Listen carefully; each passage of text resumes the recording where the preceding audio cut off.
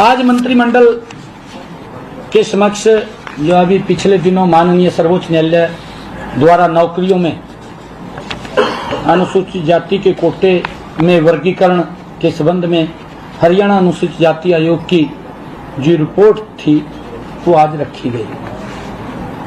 उस रिपोर्ट को कैबिनेट ने स्वीकार कर लिया और स्वीकार किया है क्योंकि चुनाव आचार संहिता लगी हुई है।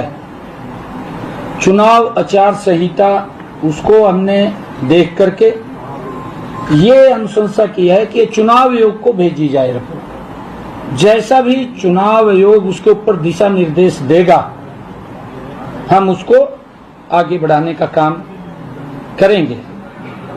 एक ये अनुशंसा है क्या आयोग? जी मैं आपको बताना चाहता हूं कि ये दो प्रकार के वर्गीकरण की सिफारिश माननीय सर्वोच्च न्यायालय ने की है।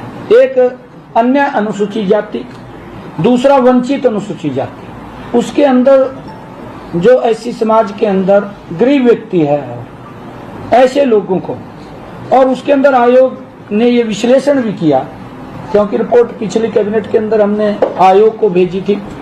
आयोग ने जो ऐसी आयोग है उसने इसके ऊपर विश्लेषण किया कि वंचित अनुसूचित जाति की संख्या में 50% से ज्यादा हिस्सा होने से के बावजूद उनका नौकरियों में प्रतिनिधित्व तुलनात्मक रूप से काफी कम है। ये आयोग ने रिपोर्ट देकर के भेजा है। कौन सी जाति है सर? ये मैं बता रहा हूँ मैं सारा कुछ बताऊंगा आपको। बात पूरी हो जाए सवाल बाद में मैं आपको बताऊंगा कि अन्य अनुसूचित जातियों में जैसे चमार है, रेगर है, रायगर है, रामदासी है, रविदासी है, बलही है, बटाई है, मोची है, जाटव है, ये अन्य अनुसूचित जातियों में शामिल हैं। वंचित अनुसूचित जातियों में जैसे वाल्मीकि है, धाणक है, ओड है, बाजीगर है, मजहबी है, मजहबी सिख है, इसके साथ साथ 36 अन्य जातियां भी हैं जो इसके अंदर वंचित अनुसूचित जाति में शामिल हैं। हरियाणा में आज सरकारी नौकरियों में सीधी भर्ती में 20% कोटा अनुसूचित जाति के लिए आरक्षित है। आयोग ने यह सिफारिश किया। मैं आयोग की बात कर रहा हूं। आयोग को हमने पिछली कैबिनेट के अंदर भेजा था। आयोग ने यह सिफारिश की है कि इसका आधा प्रतिशत यानी 10% वंचित अनुसूचित जाति के लोगों के लिए आरक्षित किया जाए। यदि कोई योग्य अभ्यर्थी वंचित अनुसूचित जाति से नहीं मिलता, अगर उससे नहीं मिलता तो उस स्थिति में अन्य अनुसूचित जाति के अभ्यर्थी से उस पोस्ट को भरा जाए, चयन किया जाए उसका। ये उसके अंदर उन्होंने सिफारिश की है।